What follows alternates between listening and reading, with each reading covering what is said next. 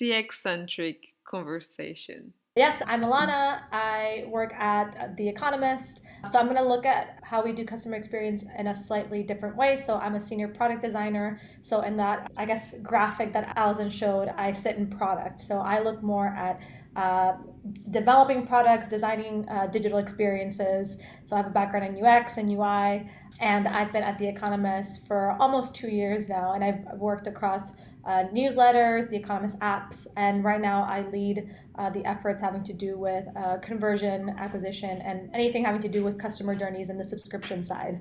As I said, I work at The Economist. Depending on where you live, you might have seen Economist stands around London, maybe in other cities. And if you know a little bit about The Economist, it's been around for quite a long time. It was established in 1843.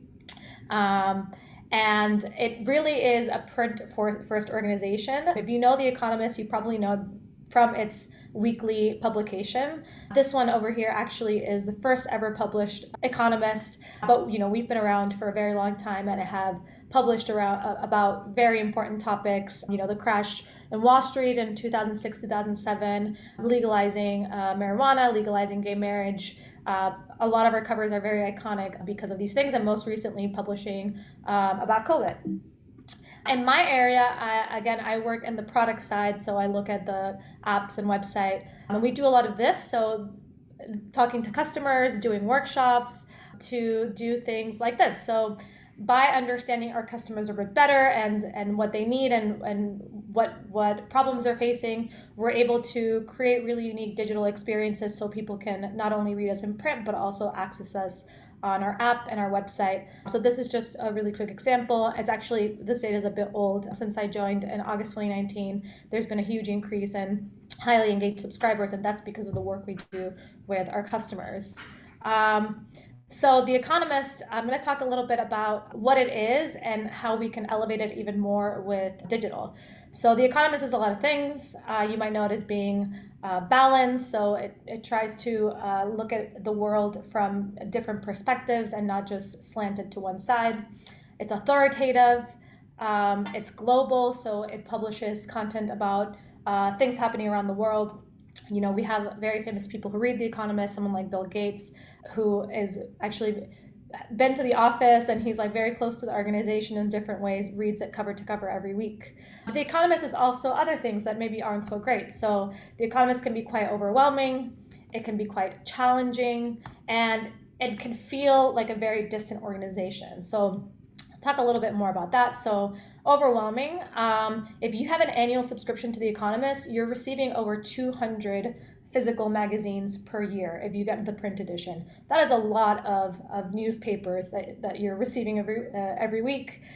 So even though we store them very beautifully in our office, this is actually a picture of our office in London, the way our readers store it is not exactly the same. So it can feel very overwhelming. Actually, the number one reason people end up canceling their subscription is because they feel like they can't get through it every week and they feel like they have to cancel. So that's definitely a problem we're trying to tackle. It's challenging. So The Economist, it's known for its puns and sort of like its insider terms. We have all these weird terminology to describe our columns. So we have Badgett and Lexington and Bartleby. We don't really tell you what they mean. You have to figure it out by reading The Economist. So if you're a new Economist reader, it can often feel like we're not telling you in or letting you in on a secret. And also it can feel quite distant to people. So it's not exactly the warmest publication. And part of the reason for that is because we don't have any bylines. So you will never see who wrote an article in The Economist. This is because The Economist speaks in a collective voice. It owns all of the content that we publish. One article maybe will have gone through 10, 20, 30 journalists and editors. So it's the collective voice, but also it can feel very, very distant. So actually digital allows us to mitigate or tackle some of these maybe more negative things about The Economist. So for instance, we can do things like letting people access digital editions, so that way they don't have to keep all of the magazines if they want to read our archival content. You can do modular consumption of content, so we can service specific articles each day and each week, so it doesn't feel like you have to read the entire magazine to get value out of it. And then you can also create tools to connect with readers. We can't talk to you if you're reading our print magazine, but we can talk to you if you're reading with us digitally and communicate with you. So I'm going to talk about a very short case study, something that we developed that actually allowed us to connect with readers in a new way. So Cover Story is a newsletter we developed, actually, interestingly, just like Allison, right at the start of lockdown, which is when it was launched. And it shares the making of our iconic covers, and it's delivered weekly on Saturdays after the weekly edition is delivered to someone's house. The reason why we ended up doing this, sometimes new products or these ideas come from problems. This one in particular came from an idea that came around the office, and the reality is our covers are really interesting. They're very iconic. These are just some behind the scenes shots of the making of some of the graphics that are in our magazine. When pre-COVID, we had illustrators that came in every single week on Wednesdays, and you could watch them actually illustrating, and they used paint, and they had these like little mini hair dryers to dry their illustrations, and it's really interesting, and it's a really rigorous process to actually get to that final cover. So we thought, okay, why don't we create something that maybe isn't coming from a problem, but actually we're leveraging digital to create a new experience that we would not have been able to do in the print edition. We're not going to, put a little insert every week into our weekly editions, letting you know how we made the cover, but maybe we can send something later on that lets you in and tells you a little bit about that story. This particular one is for subscribers only. And we wanted to test out what would that look like if we have subscriber-only content and experiences that maybe elevates that product experience. And also, could we connect with our readers more closely if we service these types of products?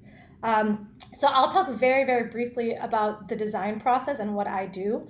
I spend a lot of time talking to readers and customers.